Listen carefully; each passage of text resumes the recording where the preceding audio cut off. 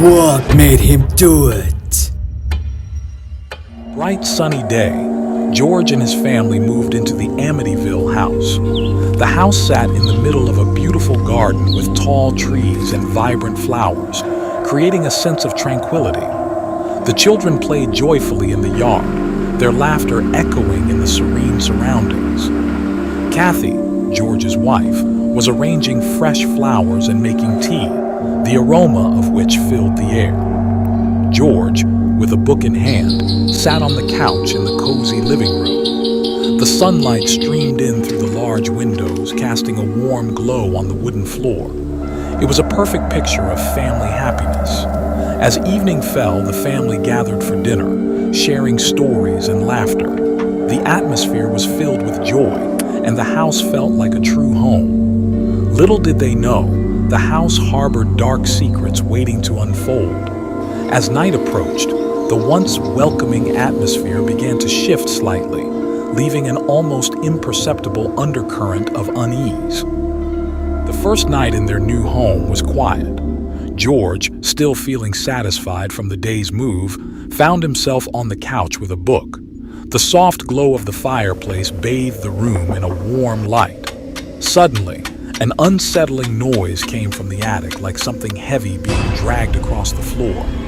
George's calm was replaced with a growing sense of unease. He got up and cautiously walked toward the source of the noise.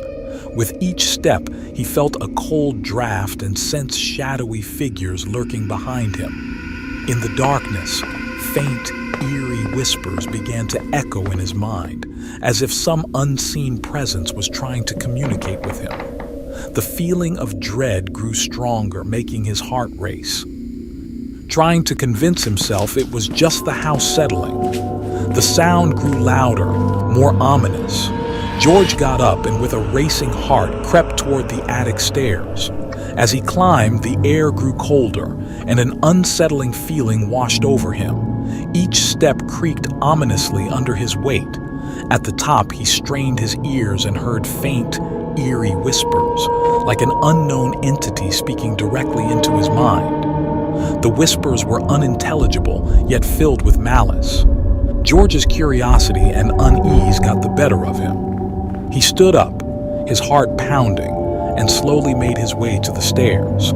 The noise grew increasingly unsettling as he ascended, accompanied by faint whispers that seemed to come from nowhere and everywhere at once.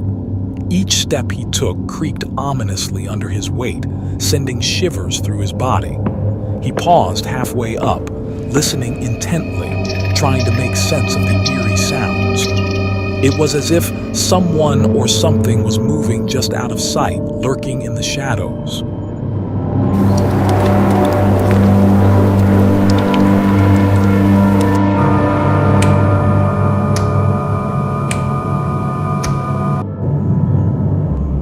Whispers from the attic haunted George day and night, relentless and malevolent. The once loving father became irritable, consumed by dark thoughts. The voices grew louder, urging him to the attic. Shadows twisted around him as he climbed the stairs, cold air chilling his bones. The whispers reached a fever pitch, filling his mind with dread. At the attic door, his hand trembled. He stepped into the darkness, feeling a sinister presence watching him. The once comforting home had become a place of nightmares. George descended into madness, his grip on reality slipping away.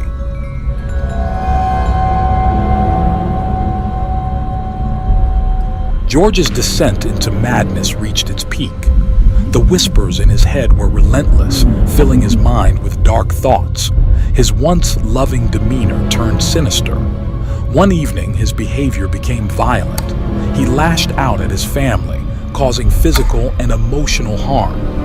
The house, once a sanctuary, became a place of terror. The malevolent forces had taken over, and George was no longer himself.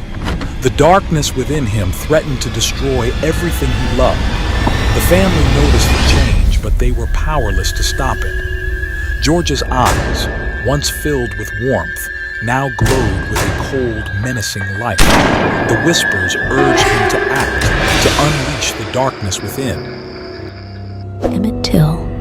1955. A teenager who fell victim to a horrific crime. The house where Emmett Till and his family lived dot police and bodies at the crime scene. The arrest of Emmett Till by the police. Newspapers reporting the death of Emmett Till and his family. A family photo of Emmett Till. 7. An image of a boy resembling a ghost in the house.